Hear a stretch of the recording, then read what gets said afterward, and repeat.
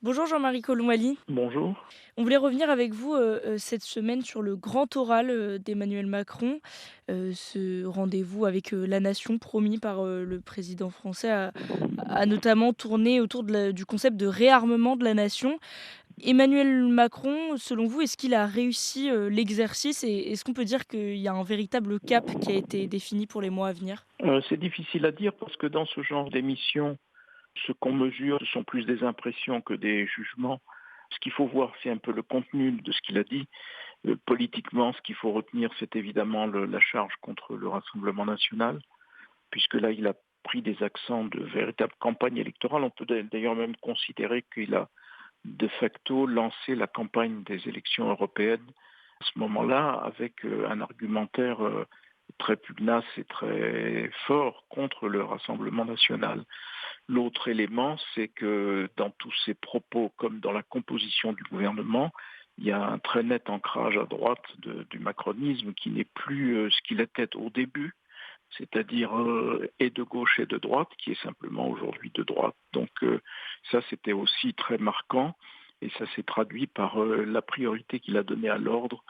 La notion d'ordre et de réarmement ont été au cœur de son propos. Donc on est là dans un paysage très clairement défini, si j'ose dire. Les maîtres mots des 3 prochaines années, ce qu'on retient, c'est réarmement et ordre. Et l'ordre républicain, bien sûr, mais aussi alors, le réarmement, cette notion qu'il applique un peu partout, pas seulement au fait qu'il faut réarmer les armées elles-mêmes, compte tenu de ce qui se passe en Ukraine, évidemment, et ce qui est fait d'ailleurs, puisque les crédits des armées augmentent très très fortement, mais aussi ce qu'il appelle une sorte de réarmement civique avec toutes les mesures qu'il envisage qui vont de l'éducation civique, l'instruction civique à bien connaître la Marseillaise. Et c'est intéressant parce que c'est amusant même parce que ça revient très exactement aux propos d'un certain Jean-Pierre Chevènement quand ce dernier était ministre de l'Intérieur à l'époque de Lionel Jospin, Premier ministre. Donc vous voyez, ça montre que les recettes sont souvent les mêmes. Beaucoup de thèmes, de société ont été abordés pendant cet échange, notamment autour de la démographie, avec, la promesse de ce congé naissance et d'un plan fertilité pour relancer la natalité.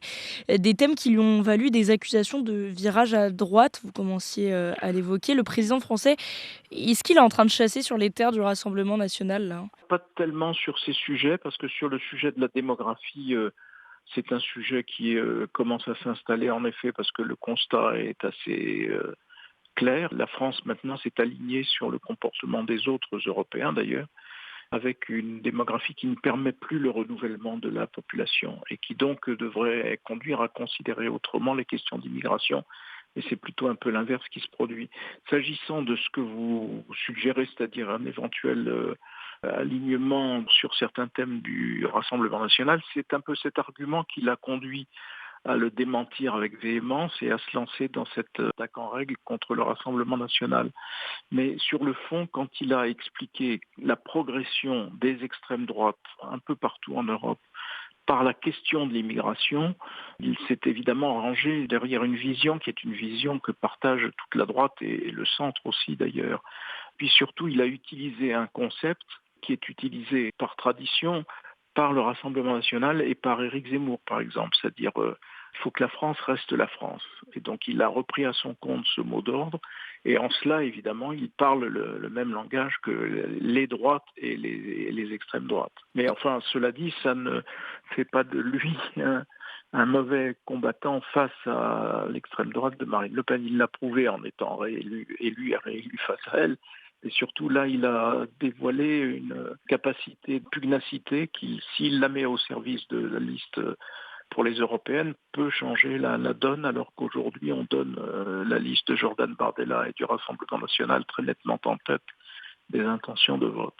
Et Emmanuel Macron a également dû voler au secours, de sa ministre de l'Éducation, Amélie Oudéa-Castéra, qui a été, vivement critiquée pour avoir inscrit ses enfants dans une école privée, puis pour, ensuite avoir accusé les enseignants de l'école publique, d'absentéisme.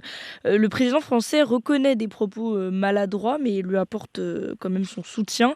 Est-ce que, la ministre de l'Éducation est aujourd'hui grillée, dans son poste? C'est difficile à dire, en tout cas c'est un très très mauvais départ. Il y a une part d'injustice à son endroit parce que l'inscription d'enfants dans le privé c'est absolument légitime dans un pays qui considère que l'enseignement privé contribue au service public national de l'éducation. Donc ça, depuis une loi Lang d'ailleurs.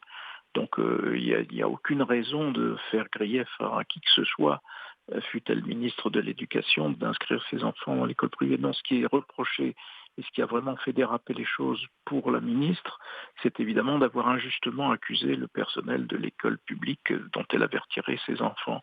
Donc là, évidemment, c'est plus qu'une maladresse. Cela dit, elle ne pourra pas gouverner sans le soutien des syndicats de l'éducation nationale, comme toujours d'ailleurs dans ce système. Et donc on verra si elle se remet d'aplomb et quand et comment. En revanche, chez Rachida Dati, c'est plus évidemment une opération politique que fait Emmanuel Macron, qui n'était pas sans rappeler la façon dont mutatis mutandis, et sans qu'on puisse comparer l'une à l'autre. Mais néanmoins, c'était un peu François Mitterrand essayant d'expliquer ou de justifier aux yeux des siens l'entrée de Bernard Tapie au gouvernement. Ben là, Emmanuel Macron essayait de justifier aussi l'entrée de Rachida Dati au gouvernement.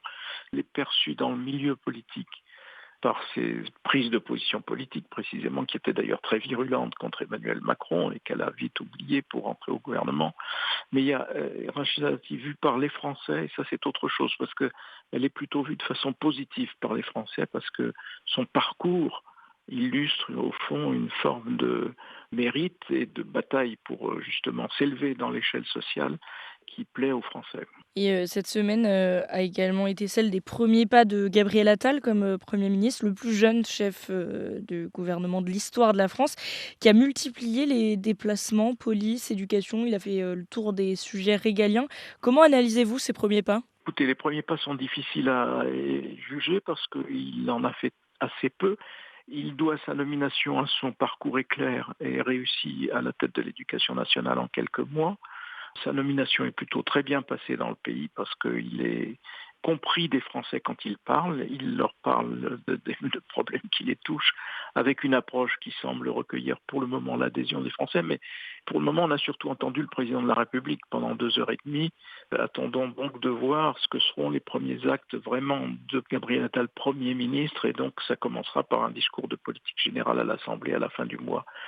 Pour le moment, nous n'avons là que quelques bribes qui sont insuffisantes pour juger de son entrée en fonction. Eh bien, affaire à suivre alors. Merci beaucoup, Jean-Marie Colombani d'avoir été avec nous sur Média. Merci à vous. Au revoir. Au revoir.